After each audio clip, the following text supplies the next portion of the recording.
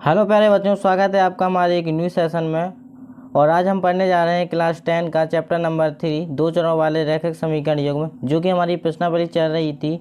हमने 3.1 3.2 जो है फिनिश कर ली थी। ग्राफीय विधि और प्रतिस्थापन विधि हम फिनिश कर चुके हैं। और अब पढ़नी है हमें विलोपन विधि। कौन सी विधि पढ़नी है? विलोपन विधि।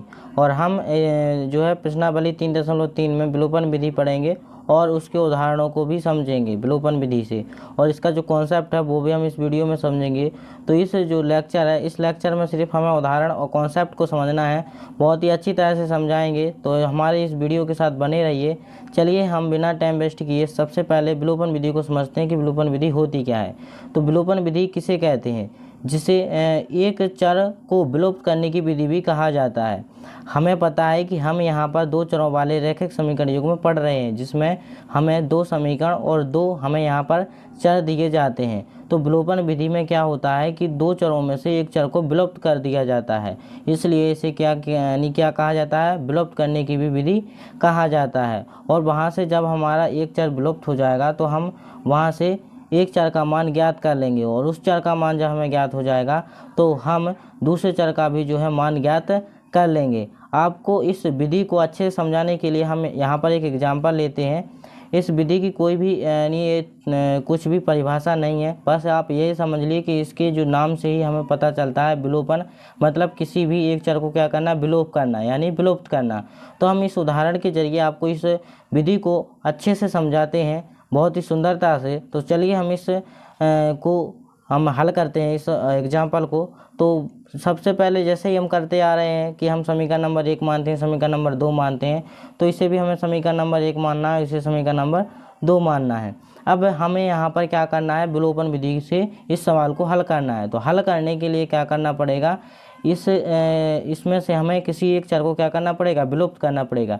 अब हम इन दो चरों में से एक चर को क्या करेंगे? विलुप्त करेंगे। और विलुप्त कब होगी? विलुप्त जो है एक चर विलुप्त कब होगा? जब इनके जो है संख्यात्मक मान कैसे हों? बराबर, मतलब या तो हमारे x के गुणांक समान हो या फिर हमारे y के जो गुणांक हैं वो समान हो। और हम वहाँ पर चिन्हों के अनुसार घटा के या जोड़कर हम किसी एक चर को क्या कर देंगे? विलुप्त कर देंगे। तो यहाँ पर हम देखते हैं कि इन दोनों जो है समीकरणों में ना तो x के जो गुणांक है वो बराबर है और ना ही y के जो गुणांक है वो बराबर है। तो यहाँ पर हम किसी एक चर के गुणांकों को बराबर करते हैं। तो यहाँ पर हमारे दूसरे समीकरण में x का गुणांक क्या है? 3, और पहले में क्या है? x का गुणांक 1 है। तो हम समीकरण नंबर 1 में 3 का गुणा कर सकते हैं और यहाँ से हम x के जो गुणांक हैं उनको बराबर कर सकते हैं। तो हमारा जो पहला स्टेप रहेगा वो क्या रहेगा कि तो हम x के गुणांकों को समान करें या फिर हम y के गुणांकों को समान करें। तो आपको जो अच्छा लगता है, जो सरल लगता है, आप उसी को क्या करिए? उन्हीं के गुणांकों को समान कीजिएगा। तो हम यहाँ पर x के गुणांक को समान करते हैं। यहाँ पर लिखते हैं समीकरण 1 में 3 का गुणा करने पर, समीकरण 1 में 3 का गुणा करने पर, समीकरण 1 में 3 का गुणा करने पर, तो यहाँ पर हम 1 में 3 का गुणा करेंगे इसमें, यानी 3 गुणा x प्लस 2y बराबर 3 गुणा 14। सभी में जो है 3 का मल्टीप्लाई होगा, तो यहाँ पर 3x प्लस 3 दूनी 6y बराबर 14, 14 दूनी 28, 14 थी 42, फिर यानी 42। इसे मानेंगे हम समीकरण नंबर 3। अब यहाँ पर हम देखते हैं कि समीकरण नंबर 2 और समीकरण नंबर 3 में जो हमारे x के गुणांक हैं वो कैसे आ गए? इक्वल, बराबर। तो यहाँ पर हम देखते हैं कि इन दोनों के जो चिन्ह हैं वो भी कैसे हैं? इक्वल, यानी ये पॉजिटिव है, ये भी पॉजिटिव है, ये धनात्मक है और ये भी धनात्मक है। तो यहाँ पर हम क्या करेंगे? घटा देंगे। क्या करेंगे? घटा देंगे। तो यहाँ पर लिखेंगे हम समीकरण 2 और ये माइनस का चिन्ह लगा देते हैं, समीकरण 3। समीकरण हम 2 और समीकरण नंबर 3 को क्या कर देंगे? घटा देंगे। तो यहाँ पर हम समीकरण नंबर 2 लिखते हैं। समीकरण नंबर 2 क्या है? 3x माइनस y बराबर 4, और समीकरण नंबर 3 क्या है हमारा? 3x प्लस 6y बराबर यहाँ पर 42। तो चलिए हम इसको घटाते हैं। अब जब घटाते हैं तो हमें पता है कि इनके जो चिन्ह होंगे वो पलट जाएंगे, तो ये हमारा कैंसिल हो जाएगा। माइनस का 6y और माइनस का y, तो माइनस का कितना हो जाएगा? 7y। अब हम क्या करेंगे? यहाँ पर माइनस का 42 है और यहाँ पर क्या है हमारे पास? प्लस का 4, तो यहाँ पर कितना बचेगा? माइनस का 38। कितना बचेगा? माइनस का 38। और यहाँ पर हम माइनस से माइनस को कैंसिल कर देंगे, तो y बराबर हमें क्या मिलेगा? 38/7। क्या मिला? y बराबर 38/7। तो इस प्रकार हम विलोपन विधि से एक चर को विलोप करके दूसरे चर का मान ज्ञात कर लेंगे। अब हम इस y का मान समीकरण नंबर 1 में रख देंगे। y का मान कहाँ पर रखेंगे? समीकरण नंबर 1 में। y का मान समीकरण 1 में रखने पर तो समीकरण नंबर 1 क्या दिया गया है? समीकरण नंबर 1 दिया गया है x + 2y बराबर 14। तो यहाँ पर हम रखेंगे x + 2y बराबर 14। तो x + 2 गुणा y का मान कितना है? 38/7 बराबर में कितना है? 14। तो यहाँ पर हम इसका मल्टीप्लाई करेंगे। x प्लस यहाँ पर 8 दूनी 16 हासिल आई 1 और यहाँ पर 3 दूनी 6 1 7 यानी 76/7 बराबर यहाँ पर 14। यहाँ पर हम एलसीएम लेंगे तो कितना बनेगा? नीचे 1 आएगा तो यहाँ पर 7x प्लस का 76 बराबर में 14। अब हमारी जो भाग की संख्या होगी वो कहाँ जाएगी? गुणा में। तो 7x प्लस 76 बराबर 14 गुणे 7। तो 7x और यहाँ पर 14 सत्ते कितना होता है? 14 14 सत्ते 98 और माइनस का कितना हो जाएगा? 76। तो x का जो फाइनल आंसर आएगा वो कितना आएगा हमारे पास? यहाँ पर आएगा हमारा 22/7। कितना आएगा? 22/7। 8 में से 6 जाएगा 2 बचेगा, 9 में से 7 जाएगा 2 बचेगा बटा 7। तो इस प्रकार से हम विलोपन विधि से किसी भी समीकरण युग्म को क्या कर सकते हैं? हल कर सकते हैं। आई होप कि इस समीकरण आई होप कि इस उदाहरण के जरिए आपको विलोपन विधि अच्छे से समझ में आ चुकी होगी। यदि समझ में आई हो तो वीडियो को लाइक ज़रूर करें और चैनल को सब्सक्राइब जरूर करें। और यदि कोई प्रॉब्लम हो तो हमें आप कमेंट बॉक्स में बता सकते हैं। तो चलिए हम इसका उदाहरण नंबर पहला देखते हैं। ये हमारा कॉन्सेप्ट था कि विलोपन विधि होती क्या है। तो इस उदाहरण के जरिए हमने आपको क्या समझाया है? विलोपन विधि समझा दी है। तो हम उदाहरण नंबर 1 को देखते हैं। प्यारे बच्चों, उदाहरण नंबर 1 जो हमें दिया गया वो दिया गया है 2 व्यक्तियों की आय का अनुपात। 2 व्यक्तियों की आय का अनुपात, आय मतलब होता है कि वो कमाते कितना है। 2 व्यक्तियों की आय का अनुपात 9:7 है और यदि उनके खर्चों का अनुपात 4:3 है, यदि प्रत्येक व्यक्ति प्रति महीने में 2000 रुपये बचा लेता है, प्रत्येक महीने में कितने यानी बचा लेता है? 2000 रुपये बचा लेता है, तो उनकी मासिक आय ज्ञात कीजिए। हमें उनकी मासिक आय ज्ञात करनी है। हमें उनकी आय का अनुपात दिया गया है और खर्चों का अनुपात दिया गया है। इन दोनों की मदद से हमें क्या करना है? मासिक वेतन उनकी ज्ञात करनी है कि उनको कितने कितने का महीना मिलता है, तब जाके वो कितना रुपये बचाते हैं? 2-2 हज़ार रुपये बचा लेते हैं। तो चलिए हम क्या करते हैं, यहाँ पर हमें ये थ्योरी दी गई है। इस थ्योरी के जरिए हमें जैसा हम पिछली बार करते आ रहे हैं कि इससे हमें समीकरण बनाना है और समीकरणों को हमें विलोपन विधि से हल कर देना है। तो इस सवाल को हम सॉल्व करते हैं और पिछले सवालों की तरह यहाँ भी मानते हैं। माना जो हमें आयों का अनुपात दिया गया, आय का अनुपात दिया गया है, उसे मानते हैं हम क्या? x। आय का अनुपात हमने x माना और जो खर्चों का अनुपात है, खर्चों का अनुपात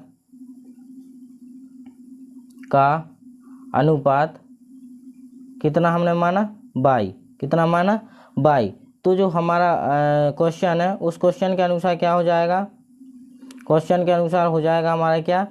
9x/7x और 4y/3y। यहाँ पर हम समीकरणों के समीकरण बनाएंगे। तो यहाँ पर लिखेंगे हम 9x, उसकी आय में से क्या घटेगा? खर्चा। क्रमांकता की बात आती है तो क्रमांकता का मतलब होता है जिसका नाम पहले लिखा है उसी का ये पहला मान होगा। तो यहाँ पर 9x माइनस का 4y और वो महीने भर में कितने रुपए बचा लेते हैं? 2000। तो समीकरण नंबर 1 इसे मानेंगे। और हमारा 7x माइनस का 3y बराबर ये भी कितने रुपए बचाता है महीने भर में? 2000। तो समीकरण नंबर 2, ये हमारे समीकरण नंबर 1 और समीकरण नंबर 2 आ चुके हैं। अब हमें इन्हें विलोपन विधि से हल करके उनकी मासिक जो वेतन है उसे ज्ञात करना है। तो हम यहाँ पर क्या करेंगे? विलोपन विधि से हल करने के लिए हम इनके किसी एक चर के गुणांकों को क्या करेंगे? बराबर करेंगे, समान करेंगे।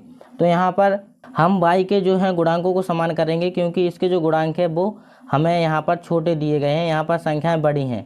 तो हम यहाँ पर क्या करेंगे? समीकरण नंबर 2 में 4 का गुणा करेंगे और समीकरण नंबर 1 में 3 का गुणा करेंगे और फिर y के जो गुणांक हैं वो यहाँ पर क्या हो जाएंगे? बराबर हो जाएंगे। तो हम क्या लिखेंगे? 1 में 3 से व समीकरण 2 में 4 से गुणा करने पर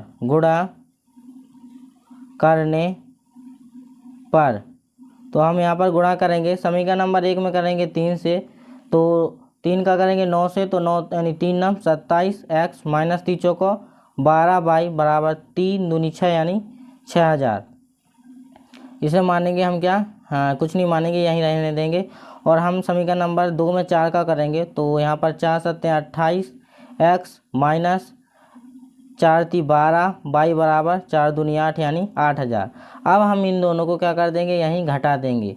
तो यहाँ पर घटाएंगे, क्यों घटाएंगे, क्योंकि इनके जो साइन है वो कैसे हैं, बराबर, तो इनको हम घटाएंगे। तो यहाँ पर इनके जो चिन्ह है वो क्या हो जाएंगे, पलट जाएंगे। जो प्लस का होगा वो माइनस का हो जाएगा, जो माइनस का होगा वो प्लस का हो जाएगा। तो ये हो जाएंगे हमारे क्या, कैंसल। और यहाँ पर माइनस का 28x और प्लस का 27x है, तो यहाँ पर क्या बचेगा, माइनस का x बराबर, यहाँ पर माइनस का 8000 है और यहाँ प्लस का 6000 है, तो यहाँ पर माइनस का कितना बचेगा, 2000। माइनस से माइनस कैंसिल करेंगे तो हमें जो आय का अनुपात मिलेगा वो कितना मिलेगा, आय का अनुपात कितना मिला, 2000 रुपये। कितना मिला, 2000 रुपये।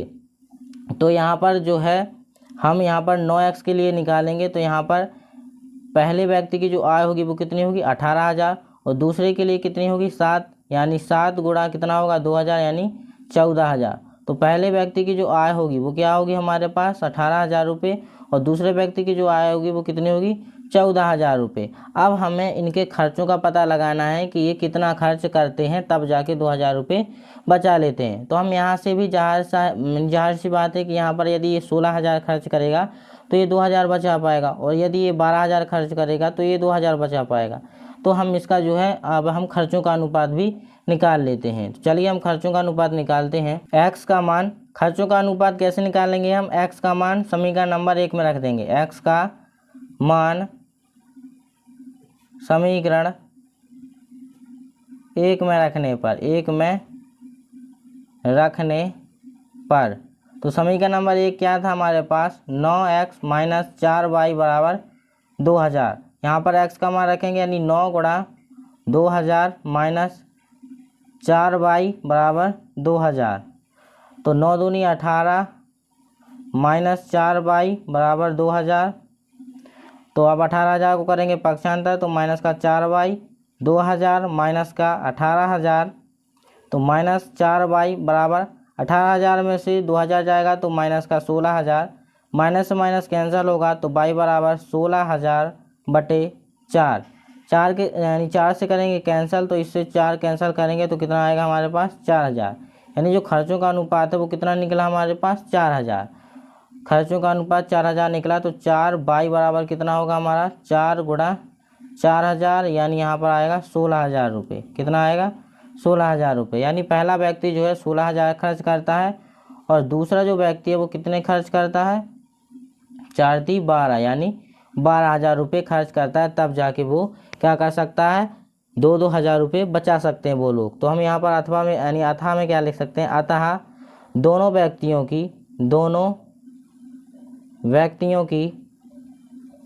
की मासिक आय क्रमांकसा 18000 व 16000 रुपये होगी।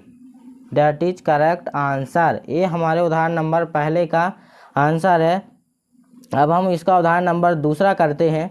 उदाहरण नंबर दूसरा कह रहा है, विलोपन विधि का उपयोग करके निम्नलिखित समीकरण युग्म के सभी संभव हल ज्ञात कीजिए। इसे हम विलोपन विधि से ज्ञात यानी हल करना है, और इसके सभी संभव हल जो है हमें ज्ञात करना है।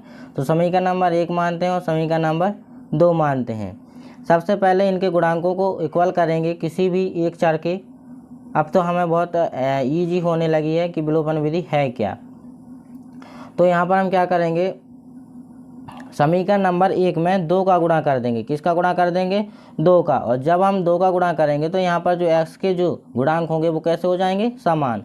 फिर हम इनको घटा देंगे। तो क्या करेंगे हम, समीकरण 1 में 2 का गुणा करने पर समीकरण नंबर 1 में 2 का गुणा कर देंगे। तो यहाँ पर क्या करेंगे, 4x प्लस 2 3 6y बराबर 2 8 16। और हम यहाँ पर क्या करेंगे, इसे यानी समीकरण नंबर 3 का नाम दे देंगे और लिखेंगे फिर हम समीकरण 2 माइनस समीकरण 3। समीकरण 2 में से समीकरण नंबर 3 को घटा देंगे। तो समीकरण नंबर 2 क्या है, 4x प्लस 6y बराबर 7। और समीकरण नंबर 3 क्या है, 4x प्लस 6y बराबर में 16। तो यहाँ पर देखिए, यहाँ पर ये दोनों चरों के जो यानी गुणांक हैं वो कैसे हो गए, समान हो गए। इनको घटा देंगे तो माइनस माइनस माइनस, ये भी कैंसिल हो जाएगा, ये भी कैंसिल हो जाएगा, ये भी कैंसिल हो जाएगा। तो 0 बराबर हमारा आ जाएगा माइनस का 9। और हमें पता है कि माइनस का जो 9 है वो 0 के इक्वल नहीं हो सकता है, यानी नॉट इक्वल टू माइनस का 9।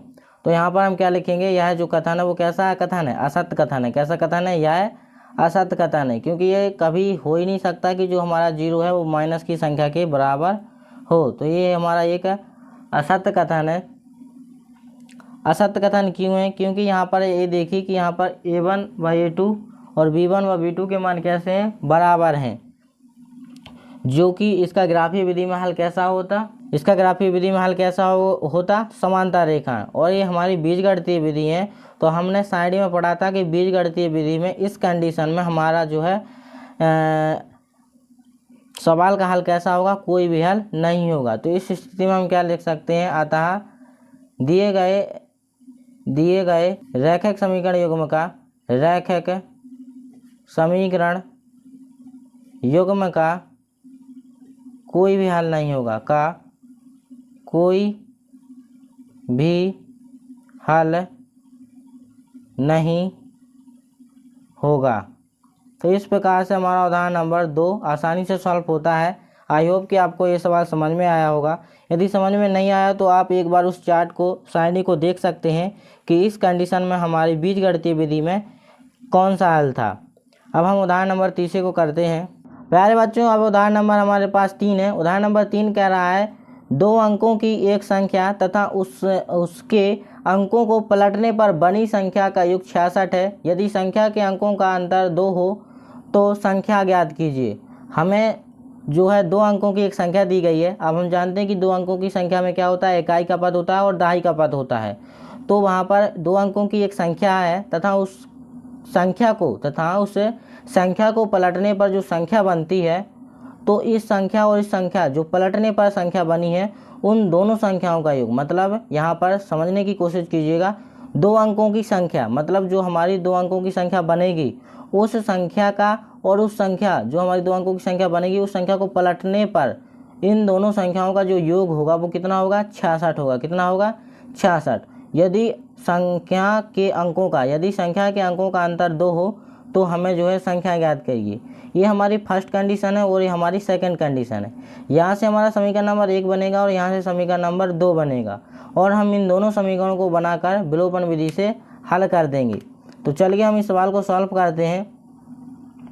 हमें सबसे पहले मानना होगा इकाई का अंक और दहाई का अंक। तो हम मानते हैं, माना दहाई का अंक प्रथम संख्या में, यानी जो हमारी पहली संख्या बनेगी उसमें प्रथम संख्या में हमने दहाई का अंक माना। दहाई का अंक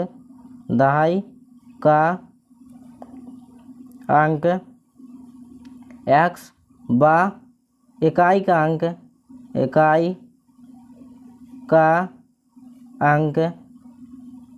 y है। क्या है, y है। हमने प्रथम संख्या में दहाई का अंक x माना और इकाई का अंक क्या माना, y। तो इससे जो हमारी मिलकर संख्या बनेगी वो क्या बनेगी, 10x प्लस का y। क्या बनेगी, 10x प्लस का y। ये हमारी जो है पहली संख्या बन जाएगी। क्या बन जाएगी, पहली संख्या बन जाएगी। अब इसी संख्या को क्या कर दें, हम पलट दें, मतलब x की जगह पे क्या आ जाए हमारा y और y की जगह पे क्या आ जाए x, यानी 10y प्लस का x। तो इन दोनों संख्याओं का जो योग होता है, यानी 2 अंकों की एक संख्या ये रही हमारी, तथा इसके अंकों को पलटने पर बड़ी संख्या का योग कितना है, 66। तो हम इन दोनों संख्याओं का क्या करेंगे, योग करेंगे। तो यहाँ पर लिखेंगे प्रश्नानुसार जो हमारी कंडीशन पहली है, स्थिति नंबर फर्स्ट, क्या है हमारे पास इन दोनों संख्याओं का योग, यानी 10x plus Y plus 10y plus का x, इन दोनों संख्याओं का योग कितना है हमारे पास 66। जोड़ेंगे यहाँ पर तो 10x प्लस का x, यहाँ पर 11x होगा प्लस 10y और 1y क्या होगा 11y बराबर 66। अब हम इस जो है इसमें से 11 का भाग देंगे, तो यहाँ पर 11 का भाग देंगे तो x, यहाँ पर y बराबर 6। समीकरण नंबर 1। पहली कंडीशन से हमें बेहद खूबसूरती से और आसानी से समीकरण नंबर 1 प्राप्त हो जाता है। यहाँ तक आपको कोई भी डाउट हो तो आप पूछ सकते हैं। अब हम क्या कर सकते हैं, सेकंड स्थिति से समीकरण नंबर 2 को बना सकते हैं। तो स्थिति नंबर हमारी सेकंड क्या है, इन दोनों संख्याओं का योग, इन दोनों संख्याओं का योग क्या है हमारे पास 10, मतलब इकाई के अंक जो है और दहाई का अंक जो है उसका अंतर कितना है 2, और हमने बता दिया था कि जब भी अंतर की बात आए वहाँ पर हमें क्या करना है माइनस। तो इस प्रकार से हमारे जो है दोनों समीकरण बन जाते हैं। अब यहाँ पर हमें विलोपन विधि से इसे हल करना है। विलोपन विधि से हल करना है तो यहाँ पर हमें सबसे पहले गुणांकों को क्या करना पड़ेगा, बराबर करना पड़ेगा। तो यहाँ पर हमारे पहले से ही क्या है, x के गुणांक भी बराबर है और y के गुणांक भी बराबर है। अब हम इसके घटा भी सकते हैं और जोड़ भी सकते हैं। यदि जोड़ेंगे तो y वाला जो अचर है, यानी जो y वाला चर है वो विलुप्त होगा, और यदि हम घटाएंगे तो x वाला जो चर है वो विलुप्त होगा। तो हम यहाँ पर सिंपल सा जोड़ देते हैं, क्या कर देते हैं, समीकरण 1 प्लस समीकरण 2, समीकरण 1 और समीकरण नंबर 2 को क्या कर देंगे, जोड़ देंगे।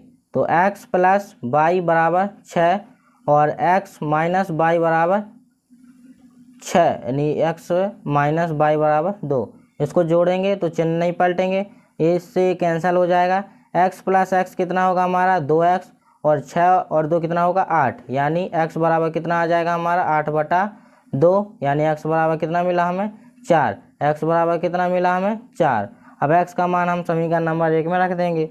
तो यहाँ पर क्या रखेंगे, x का मान समीकरण 1 में रखने पर, का मान समीकरण 1 में रखने पर, तो हम समीकरण नंबर 1 यहाँ पर उतारेंगे, यानी x प्लस वाई बराबर 6। तो x का जो मान है वो कितना है 4 प्लस वाई बराबर 6। तो y बराबर क्या होगा हमारा 6 माइनस का 4, तो y बराबर कितना मिलेगा हमें 2, y बराबर 2। तो यहाँ पर हमें जो दहाई का अंक मिला वो कितना मिला 4, और जो इकाई का अंक मिला वो कितना मिला हमारे पास 2। तो हम यहाँ पर लिख सकते हैं अतः संख्याएं 4 व 2 होंगी। ये हमारी इकाई और दहाई की संख्याएं जो हैं आ जाएंगी। आई होप कि आपको ये उदाहरण भी अच्छे से समझ में आया होगा। हेलो बच्चों, स्वागत है आपका अब आपकी प्रश्नावली पर 3.3 पर, जिसमें हम विलोपन विधि से सवालों को हल करेंगे। अभी तक हमने उससे क्या किए थे, उदाहरणों को और उनके कॉन्सेप्ट को, विलोपन विधि के कॉन्सेप्ट को हमने समझा था कि विलोपन विधि होती क्या है और विलोपन विधि से हम समीकरणों को हल कैसे करते हैं। तो हमने आपको जो है उदाहरण 1 लिया था और उसके जरिए विलोपन विधि बता दी थी, और उसके जरिए हमने उसके उदाहरण भी करा दिए थे। और अब जो है हम प्रश्नावली के जो है सवालों को करेंगे। इस लेक्चर में हम प्रश्नावली के जो सवाल हैं उन सवालों को करेंगे।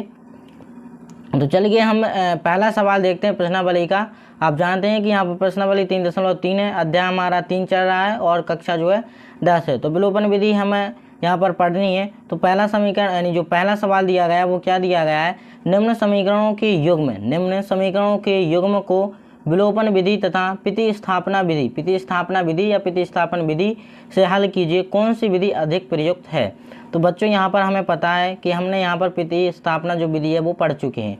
अब यहाँ पर हमें पढ़ने की ज़रूरत है विलोपन विधि को। हमने अभी तक विलोपन विधि नहीं पढ़ी है, इसलिए हम विलोपन विधि को पढ़ेंगे। हमने प्रतिस्थापन विधि पढ़ चुके हैं तो हम इन सवालों को विलोपन विधि से लगाएंगे। आप चाहें तो आप प्रतिस्थापन विधि से भी लगा सकते हैं इन सवालों को, और फिर देखेंगे कि बता देंगे, यानी फिर बताएंगे आपकी जो है कौन सी विधि अधिक प्रयुक्त है, विलोपन विधि या फिर प्रतिस्थापन विधि। तो इस समीकरणों को हम कौन सी विधि से हल करने वाले हैं, विलोपन विधि से। कौन सी विधि से हल करने वाले हैं, विलोपन विधि से। विलोपन विधि मतलब किसी भी एक चर को क्या करना, विलुप्त करना। तो चलिए हम इस जो है सवाल का पहला करते हैं। पहले का पहला जो सवाल है हम उसको सॉल्व करते हैं।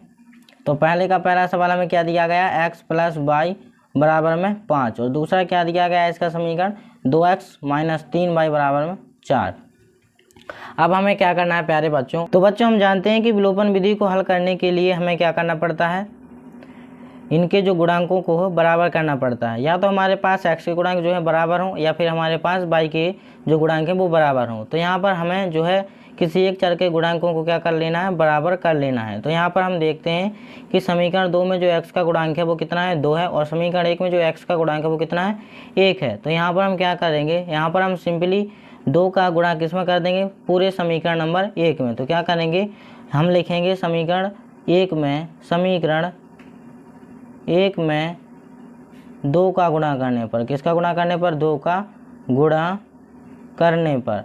अब हम 2 का गुणा करेंगे समीकरण नंबर 1 में, तो यहाँ देखिए 2 और मल्टीप्लाई में आएगा हमारा x प्लस वाई बराबर 2 गुणा 5। तो आगे जाएगा हमारा 2x प्लस का 2y बराबर यहाँ पर आ जाएगा 10। इसे क्या मानते हैं हम, समीकरण नंबर 3। अब यहाँ पर हम देखते हैं कि समीकरण नंबर 2 और समीकरण नंबर 3 में जो है x के गुणांक यहाँ पर कैसे हैं, समान हैं। तो अब हम क्या करेंगे, इन दोनों को घटा देंगे। समीकरण 2 माइनस समीकरण 3 से इन दोनों समीकरणों को आपस में घटा देंगे। तो यहाँ से हमारा जो है एक चर क्या हो जाएगा, विलुप्त हो जाएगा, गायब हो जाएगा। तो यहाँ पर लिखेंगे 2x माइनस 3y बराबर में 4 और यहाँ पर 2x प्लस का 2y बराबर में 10। चलो घटाओ इनको। अब जब हम घटाते हैं तो हमें पता है इनके जो चिन्ह होते हैं वो क्या हो जाते हैं, पलट जाते हैं, चेंज हो जाते हैं। तो यहाँ पर ये कैंसिल हो जाएगा, माइनस का 2y माइनस का 3y, तो माइनस का कितना आ जाएगा, 5y बराबर। यहाँ से हम देखते हैं कि माइनस का ये 10 है और ये प्लस का 4 है, तो यहाँ पर कितना बचेगा, माइनस का 6। माइनस से माइनस कैंसिल कर देंगे तो y बराबर आ जाएगा हमारे पास 5/6। y बराबर कितना मिला हमें, 5/6। अब हम इस y का जो मान है वो रख देंगे समीकरण नंबर 1 में। कहाँ पर रखेंगे हम, समीकरण नंबर 1 में। तो यहाँ पर लिखेंगे हम y का मान समीकरण 1 में रखने पर, तो हम y का मान समीकरण नंबर 1 में रखेंगे। समीकरण नंबर 1 क्या दिया गया हमें, x प्लस वाई बराबर में 5। तो यहाँ पर हम लिखेंगे x प्लस वाई बराबर में 5। तो अब हम करेंगे x प्लस वाई का मान कितना है, 6/5 बराबर में 5। यहाँ पर हम 5 का गुणा कर देंगे तो यहाँ पर आ जाएगा 5x प्लस का 6 बराबर 25। अब हम क्या करेंगे, यहाँ पर 5x बराबर 25 और इस 6 को क्या कर देंगे हम, पक्षांतर, तो किस में पहुँच जाएगा, माइनस में। तो x बराबर 25 में 6 जाएगा तो कितना बचेगा, 19। और ये जो x है 5 जो है 5x के बगल में, तो ये गुणा की संख्या कहाँ पहुँचेगी, भाग में। कहाँ पहुँचेगी, भाग में। यानी जो हमें x का मान मिलेगा वो कितना मिलेगा, 19/5। कितना मिलेगा, 19/5। तो इस प्रकार से जो हमारा पहला सवाल है वो फिनिश होता है। अतः हम लिख सकते हैं कि x व y के मान के मान सा 19/5 y बराबर 6/5 होंगे। हमने ये जो है विलोपन विधि से यानी जो है सवाल को सॉल्व किया है। अगर आप चाहो तो इस सवाल को जो है प्रतिस्थापन विधि से भी सॉल्व कर सकते हो और अपनी अच्छी खासी प्रैक्टिस कर सकते हो बच्चों। तो फिर आप बता सकते हो कि जो विलोपन विधि सरल है या प्रतिस्थापन विधि सरल है। तो यहाँ पर आप दोनों विधि जो है लगा सकते हो। आई होप कि आप प्रतिस्थापन विधि की यहाँ पर प्रैक्टिस करोगे। हम इसका सवाल नंबर दूसरा देखते हैं। सवाल नंबर 2 क्या है हमारा, 3x प्लस 4y बराबर 10 और 2x माइनस 2y बराबर 2। इस समीकरण युग्म को हम विलोपन विधि से हल करते हैं। बच्चों जो है उदाहरण यानी जो सवाल है दूसरा करते हैं। 3x प्लस का 4y बराबर 10 और यहाँ पर 2x माइनस 2y बराबर 2। इसे मानते हैं समीकरण नंबर 1 और इसे मानते हैं समीकरण नंबर 2। ये हमने समीकरण 1 और समीकरण नंबर 2 के इन्हें नाम दे दिया। अब हम क्या करेंगे, इसको हम हल कर रहे हैं। इसको हम क्या करेंगे, किसी भी एक चर के जो है गुणांकों को क्या कर लेंगे, बराबर कर लेंगे, समान कर लेंगे। तो यहाँ पर देखिए ना तो हमारे x के गुणांक बराबर हो और ना ही हमारे पास y वाले पद के जो है गुणांक बराबर हैं। तो यहाँ पर हम क्या करेंगे, यहाँ पर हम x या y के किसी एक चर के गुणांकों को क्या करेंगे, बराबर करेंगे। तो यहाँ पर हम यहाँ पर x करेंगे और यहाँ पर भी x करेंगे। तो इस यानी समीकरण नंबर 2 में 3 का गुणा कर देंगे और समीकरण नंबर 1 में 2 का गुणा कर देंगे। तो हमारे जो x वाले गुणांक होंगे वो कैसे हो जाएंगे, समान। और फिर हम विलोपन विधि से इस चर को जो है गायब कर देंगे। तो हम यहाँ पर क्या लिखेंगे, हम यहाँ पर लिखेंगे समीकरण 1 में 2 का गुणा 2 का बा समीकरण ए यानी समीकरण 2 में 3 का गुणा करने पर हम इतना लिख देंगे। और आगे क्या करेंगे, आगे हम लिखेंगे यहाँ पर 3x + 4y, इसमें गुणा किसका करना है, समीकरण नंबर 1 में 2 का, तो यहाँ पर 2 का किया तो 2 गुणा यहाँ पर कितना आ जाएगा 10। अब हम क्या करेंगे, इसका गुणा करेंगे तो यहाँ पर 2 3 6x + 2 चौका 8y बराबर 2 यानी 2 जम 20 यानी 20 आ जाएगा। समीकरण नंबर इसे क्या मानेंगे हम 3, क्या मानेंगे 3। अब हम इस समीकरण नंबर 2 है उसमें किसका गुणा करेंगे 3 का, यानी 3 गुणा 2x - 2y बराबर 3 गुणा 2। आगे हल करेंगे तो यहाँ पर 3 दूनी 6x, 1 मिनट यहाँ पर 6 करना था, 6x - 3 3 दूनी 6y बराबर 3 दूनी 6। और यहाँ से हम इससे क्या मानते हैं समीकरण नंबर 4। अब यहाँ पर देखिए कि यहाँ पर जो है यानी x और x के गुणांक क्या हो चुके हैं, बराबर हो चुके हैं। अतः हम यहाँ पर क्या कर सकते हैं, समीकरण नंबर 3 व समीकरण नंबर 4 को क्या कर देंगे, हम घटा देंगे यानी माइनस कर देंगे। तो यहाँ पर लिखेंगे समीकरण 3 माइनस समीकरण 4 से इन दोनों जो है समीकरणों को घटा देंगे तो 6x यानी तीसरा समीकरण क्या है हमारा 6x + 8y बराबर 20। और हमारा जो चौथा समीकरण है वो कितना है 6x - 6y बराबर में 6। घटाना है तो इनके जो है चिन्ह जो है हमारे पलट जाएंगे, माइनस का प्लस, प्लस का माइनस, तो यहाँ पर माइनस प्लस ये हो जाएगा हमारे पास कैंसल।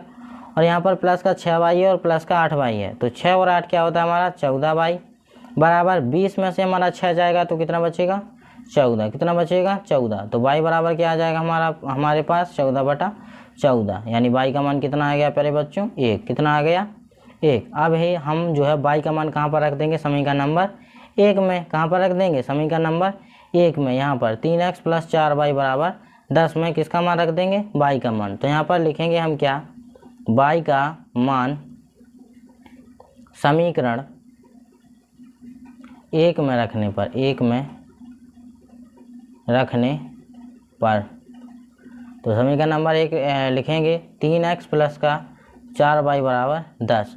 और इसमें जो है y का मान रखेंगे तो 3x + y का मान कितना 1 बराबर में 10, तो 3x + के 4 बराबर में 10। 4 को करेंगे पक्षांतर तो 3x बराबर 10 - 4, तो 3x बराबर यहाँ पर बचेगा 6, तो x बराबर 6/3। इसको इससे कैंसिल करेंगे तो x बराबर कितना मिल जाएगा हमें 2, कितना मिल जाएगा 2। अतः हम क्या लिख सकते हैं, अतः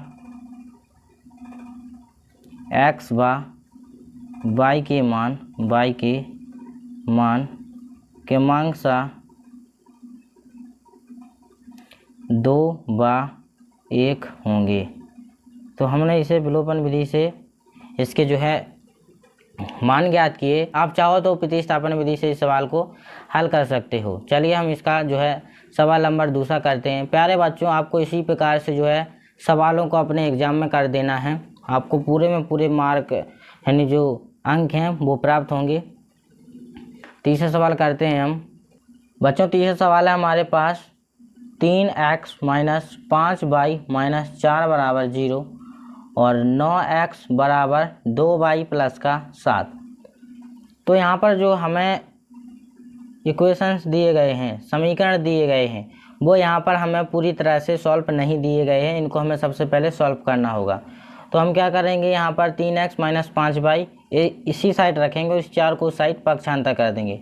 तो हमें जो पहले जैसे समीकरण दिए जाते थे वही समीकरण मिल जाएगा, यानी 3x - 5y बराबर में 4। इसे मानेंगे समीकरण नंबर 1। और इसको क्या करेंगे 9x, इस 2y को लाएंगे इस साइड, यानी माइनस का 2y बराबर में कितना आ जाएगा 7। इसे मानेंगे समीकरण नंबर 2। बस इनको इतना सा हमें क्या करना है, हल करना है।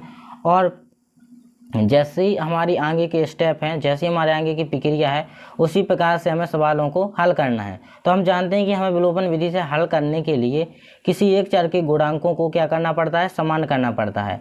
तो यहाँ पर हमें जाहिर सी बात है कि समीकरण नंबर 1 में 3 का जो x का गुणांक है वो कितना है 3 है, और समीकरण नंबर 2 में जो x का गुणांक है वो कितना है 9 है। तो यहाँ पर हम देखते हैं कि हमें समीकरण नंबर 1 में x का गुणांक क्या करना है, समान करना है। आप चाहो तो यहाँ पर y का भी कर सकते हो। चलिए हम इसमें y का करते हैं, लेकिन y का करेंगे तो फिर हमें इसमें यानी इसमें 2 का गुणा देना पड़ेगा, इसमें 5 का गुणा देना पड़ेगा, तब जाके क्या होगा, y की गुणांक समान होंगे। लेकिन यदि हम समीकरण नंबर 1 में किसका गुणा कर दें, 3 का गुणा कर दें, तो हमारे यहाँ पर समीकरण नंबर 2 और जो हमारे बनने वाला समीकरण होगा समीकरण नंबर 3, उसमें x के जो गुणांक होंगे वो कैसे होंगे, समान होंगे। तो ये सरल है हमारे लिए। तो हम क्या करेंगे, यहाँ पर लिखेंगे समीकरण 1 में 3 का गुणा करने पर, समीकरण नंबर 1 में हम किसका गुणा करेंगे, 3 का। तो यहाँ पर लिखेंगे 3 गुणा 3x माइनस 5y बराबर में 3 गुणा 4। आगे करेंगे तो यहाँ पर 3 तिरका 9x माइनस 3 5 15y बराबर 3 चौको 12। इसे क्या मानेंगे, समीकरण नंबर 3। अब हम यहाँ पर देखते हैं कि समीकरण नंबर 2 और समीकरण नंबर 3 में जो है x के गुणांक क्या है, बराबर हैं, समान है। तो यहाँ पर लिखेंगे हम समीकरण 2 माइनस समीकरण 3। प्यारे बच्चों, सेम मेथड है, सेम टाइप के हमारे पास सवाल हैं। आपको इन सवालों की अच्छी खासी प्रैक्टिस करनी है। आप ये मान के चलिए कि ये जो चैप्टर है आपका बहुत ही सरल हो जाएगा यदि आपने इन सवालों की अच्छे से प्रैक्टिस कर ली। और आपको पता है कि पढ़ाई लिखाई कभी भी वेस्ट नहीं जाती है, तो प्यारे बच्चों बड़े ही ध्यान लगा के पढ़िए। तो यहाँ पर हम इन दोनों समीकरणों को घटा देंगे, यानी 9x माइनस का 2y बराबर में 7, और यहाँ पर हम दूसरा लिखेंगे यानी 9x माइनस 15y बराबर 12। अब हम क्या कर देंगे, इनको घटाना है तो इनके जो है चिन्ह भी पलटेंगे, यानी माइनस का 9 है और ये प्लस का हो जाएगा, और ये भी कितना हो जाएगा, माइनस का हो जाएगा। ये माइनस प्लस कैंसिल हो जाएंगे। यहाँ पर देखने वाली बात है कि प्लस जो है 15y किसके हो चुके हैं, प्लस के, और 2y जो है किसके हैं, माइनस के। तो यहाँ पर क्या बचेगा हमारा, माइनस का 13y। यहाँ पर देखिए माइनस का 12 है और प्लस का 7 है, तो यहाँ पर कितना बचेगा, माइनस का 5। माइनस से माइनस हम कैंसिल करेंगे तो 13y बराबर कितना आएगा हमारे पास, 5। और अब y बराबर क्या मिल जाएगा हमें, 5/13। y बराबर क्या मिला हमें, 5/13। तो इस प्रकार से हमें y का मान मिल जाता है। अब आपको पता है कि हमें y का मान जो है समीकरण नंबर 1 में रख देना है। समीकरण नंबर 1 में हम y का मान रख देंगे, तो यहाँ पर लिखेंगे हम y का मान समीकरण 1 में रखने पर, तो चलिए हम जो है समीकरण नंबर 1 यहाँ उतार लेते हैं, यानी 3x माइनस का 5y बराबर में 4। यहाँ पर हम y का मान रखेंगे तो यहाँ पर क्या हो जाएगा, 3x माइनस 5 गुणा 5/13 बराबर 4। तो 13x माइनस 5 गुणा 5 25/13 बराबर में 4। अब हम यहाँ पर चाहे तो एलसीएम ले सकते हैं या फिर 13 का गुणा कर सकते हैं। तो यहाँ पर 13 का गुणा करेंगे तो 13×3 = 39 x, और यहाँ पर 13 का गुणा करेंगे तो यहाँ पर गुणा और भाग की जो संख्या होगी वो कट जाएगी, और माइनस का कितना बचेगा हमारे पास, 25। और यहाँ पर 13 का गुणा करेंगे तो 13 चौको 52। आगे बढ़ेंगे तो यहाँ पर 39x बराबर 52, 25 को करेंगे पक्षांतर तो क्या हो जाएगा हमारा, प्लस का 25। और यहाँ पर 39x बराबर 52, 25 को ऐड कर देंगे यानी जोड़ देंगे तो 5 और 2 7 हो जाएंगे, 5 और 2 7 हो जाएंगे, यानी हमारे पास कितना आएगा आंसर, 77। तो x बराबर हमारे पास कितना मिलेगा, 77/39। अब आप इसको जो है काट सकते हो यदि कट जाए ये, तो यदि हम यहाँ पर काटें तो ये जो है नहीं कटेगा, तो इसका जो आंसर होगा वो हमारे पास क्या आएगा, 77/39। कितना आ जाएगा, 77/39। अतः हमारे पास जो x व y के मान होंगे, अतः x व y के मान क्रमांकशः 77/39 व 5/13 होंगे। सॉरी बच्चों, एक मिस्टेक हो चुकी है। यहाँ पर जो थे हमारे प्लस के 15 बचने थे, यहाँ पर माइनस का 13 नहीं आना था, प्लस का 13 आना था। तो जब हमें y का मान मिलता तब हमें कितना मिलता, -5/13। कितना मिलता, -5/13। और हम यहाँ पर y का मान रखेंगे -5/13, तो यहाँ पर -5/13 यानी माइनस माइनस प्लस हो जाएगा। तो ये हमारा प्लस का रहेगा, प्लस का होगा तो यहाँ पर माइनस पहुँचेगा और 52 में से हमारा माइनस यानी 25 जाएगा तो कितना बचेगा हमारे पास 52 - 25 यानी 27। तो यहाँ पर हमारा कितना आ जाएगा, यहाँ पर आएगा हमारा 27/39। तो इसको हम आसानी से काट सकते हैं। यहाँ पर काटेंगे हम 9 × 30 = 27 और 13 × 3 = 39, यानी यहाँ पर हमारा आंसर आएगा 9/13। कितना आएगा 9/13। ये छोटी सी मिस्टेक हो चुकी थी बच्चों, जिसके लिए माफ़ी चाहूँगा। तो यहाँ पर जो x का मान होगा वो कितना होगा 9/13 और y का मान कितना होगा 5/13। तो आई होप कि आपको ये सवाल अच्छी तरह से समझ में आया होगा। बच्चों अब चलते हैं हम सवाल नंबर 34 की तरफ इसी के